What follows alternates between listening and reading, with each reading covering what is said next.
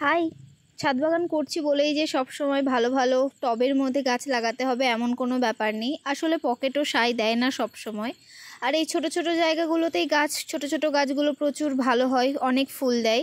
তবে আপাতত আমার এই নয়নতারা গাছগুলো প্রচুর পরিমাণে রুটবাউন্ড হয়ে গেছে। তোমরা প্রথম দিকে দেখতে পেয়েছো কিনা আমি জানি না, আমি ওই জন্য বাইরে বার করে তোমাদের ভালোভাবে দেখিয়ে দিচ্ছি। প্রচুর রুটবাউন্ড হয়ে গেছে, যেই জন্য পাতাগুলোও প্রচুর হলুদ হয়ে গেছে আর গাছের গোড়ায় একদমই জল দাঁড়াচ্ছে না, যে কারণে আমি এগুলোকে আবার রিপোর্টিং করব। এই জায়গাতেই করব, ছোট জায়গাতেই, তবে নতুন করে খাবার দেব।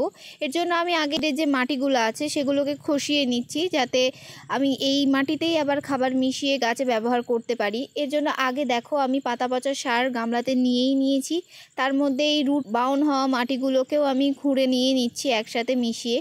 আর এর মধ্যে আমি খাবার মেশাবো, খাবার মিশিয়ে আমি আবার নতুন করে গাছের জন্য মাটিটা তৈরি করব।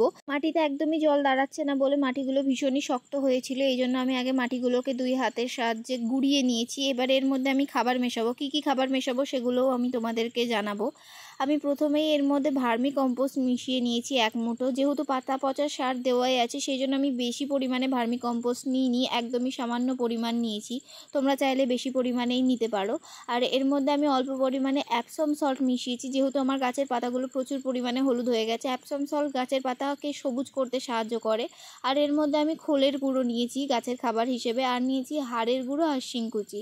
এগুলোকে ভালোভাবে আমি একসাথে মিশিয়ে ওই টবের মধ্যে, যেহেতু আমি গাছগুলোকে বসাবো, তার মধ্যে আমি অর্ধেক মাটি ভর্তি করেছি।